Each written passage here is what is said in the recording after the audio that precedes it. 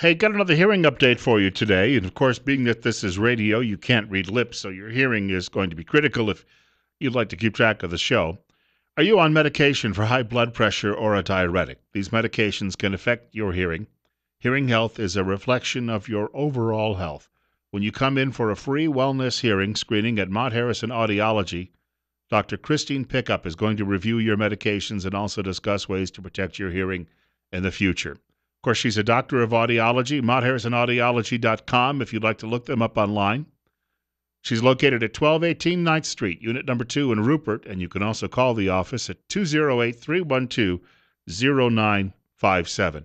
Bill Colley with you for about another 15 minutes this morning. It's 9:44. It's 31. Telephone number to reach the program, 736-0300, 736-0300. And you're up next. You're on News Radio 1310 KLIX.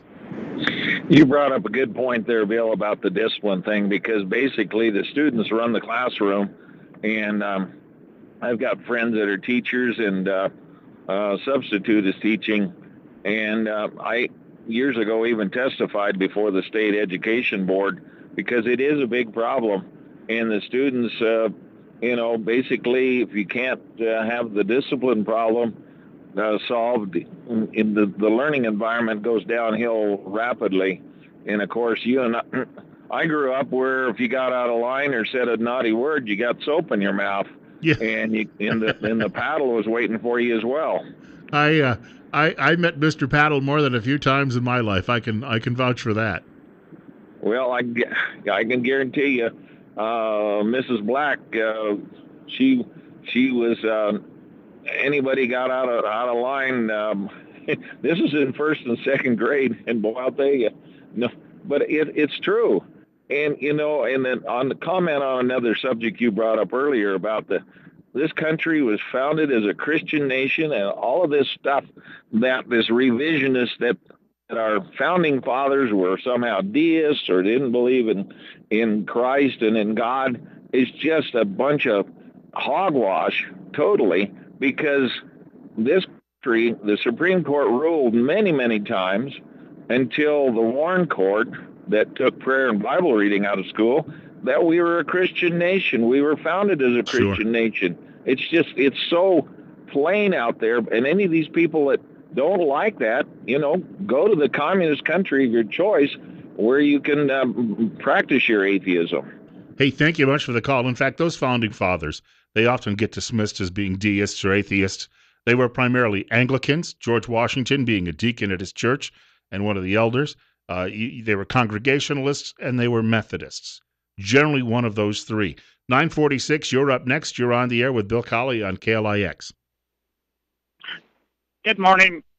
I just want to say on the school, I think it ought to be backpack vouchers that any student can go to any school he wants to go to. If some parent feels that his or her child is being picked on or abused in a certain school, let them go to another school of their choice. If they're going to be disruptive, they can be dismissed from that school and go find a school that will tolerate this behavior.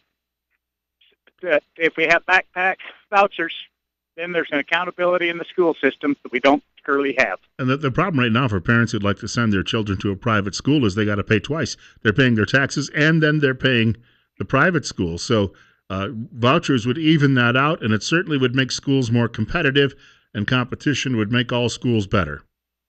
That is my true belief. Thank you. Hey, thank you much for the telephone call, sir. Coming up on 9:48, Bill Colley with you on Top Story on News Radio 1310 KLIX and newsradio1310.com.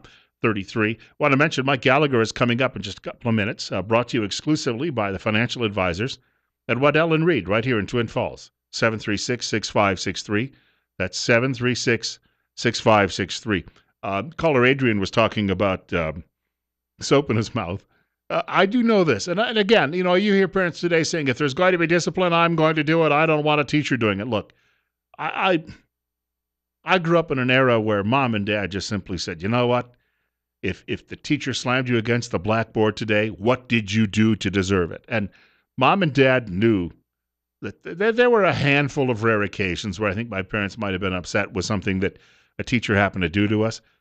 But I never, I didn't get bruised or, broken. I just got humiliated now and then. Humiliation is a great form of social control.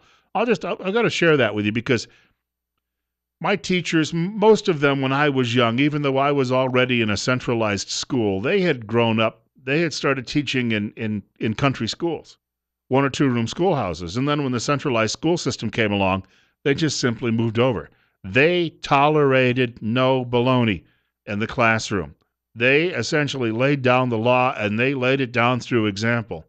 I had a friend named Doug Dennis, and one time in kindergarten, the teacher went in to use the bathroom. We had a little wooden milk truck you could pedal around the room. While she was away, Doug thought he was cute. He ran over, got in the milk truck, and started pedaling it around, smiling to all of us. Hey, look, I'm being defiant. Miss Wright came out. This was a woman she'd never married, always Miss Wright. She came out of the bathroom, saw Doug twiddling around in that thing. She literally ran across the room, grabbed him, pulled him out of it, and smacked him one. And he sat in the corner and just sulked the rest of the day. He came back to school the next day, and he would do anything Miss Wright wanted him to do. Big smile on his face, and just, he became her enforcer, so to speak, in the classroom. Mike Gallagher, straight ahead. Bill Colley with you for a few more minutes on News Radio 1310 KLIX and newsradio1310.com. And we're wrapping up another edition of Top Story with Bill Colley on News Radio 1310 KLIX and newsradio1310.com. God willing, if the creek don't rise, they'll allow me to come back and do this all over again on Monday between 8 and 10 o'clock, which tells you it's pretty clear that nobody in management actually is listening to this show. Now, that would hurt my feelings, but I think considering the content many days on this program, that's a really good thing. It's 33, and we're coming up on about 5 minutes away now from 10 o'clock, and Rush Limbaugh will be along following the news from Fox at 10 o'clock today. Quickly, I didn't get to this earlier. I just wanted to mention a couple of quick things. And if I had, with these are sometimes stories I come across, I wish I had more time to discuss. The Daily Signal had a headline today, "Is there a gun violence epidemic?" The numbers say no. I think I mentioned on the air the other day that we are seeing violence and crime in this country and even mass shootings. The numbers of these things have been on a steady decline, other than a couple of blips in the late 80s and briefly in the 90s, been on a steady decline for 40 years now. A quick look into the facts, the writer says, reveals an entirely different picture. According to the FBI, in the past 2 decades, violent crime has been falling almost continuously. In 2013, the number of violent crimes perpetrated was 37% lower than it was just 2 decades earlier. Must be all the contrails and what they're spraying on us, right? In 1994, there were 23,326 murders in the U.S. By 2013, that number had dropped nearly 10,000. An incredible 39% decline. More specifically, according to the Department of Justice, the number of firearm-related homicides declined from 18,253 to 11,101. The Department of Justice further concludes that even non-fatal gun-related crimes are declining, dropping 69% between 1993 and 2001. While the exact causes for this dramatic decrease can be debated, the decrease itself raises the question, where does this idea of an epidemic of rising gun violence come from? I also have a companion piece. This comes from the Washington Examiner, the New York Times double standard on guns and abortion. Several recent stories, the writer says, in the New York Times suggest that the paper believes gun rights are a matter of opinion, while abortion rights are beyond question. When the Times writes about gun rights, it often qualifies the phrase by saying the idea is the position of gun lobbying groups, leaving to interpretation whether those groups are correct. By contrast, the paper tosses around the term abortion rights as it would human rights, handling it as a concept that is uncontested despite its status as a hotly debated issue with the pro-choice and pro-life groups facing off. And then there's a breakdown here of showing you various stories and how the Times has been covering this over the course of the last few months, but really how the Times has been covering it now for decades. Stop and think about that for a moment. Gun violence, we're down to about 11,000 cases a year. How many abortions are still being performed in this country every year? Well, those numbers are down somewhat too. They're down from about a high of about 2 million, probably closer to 1 million. You do the math there. You've got 60 to 70 million babies just since Roe v. Wade in 1973 who were ripped apart, suctioned from their mothers' wombs. And in that very same time, if you add up all of the people killed in homicides, Might not even be 1 million at gun homicides, that is. So, in other words, abortion is killing about 60 times as many Americans on a yearly basis than guns are. Doesn't that strike anybody as being, well,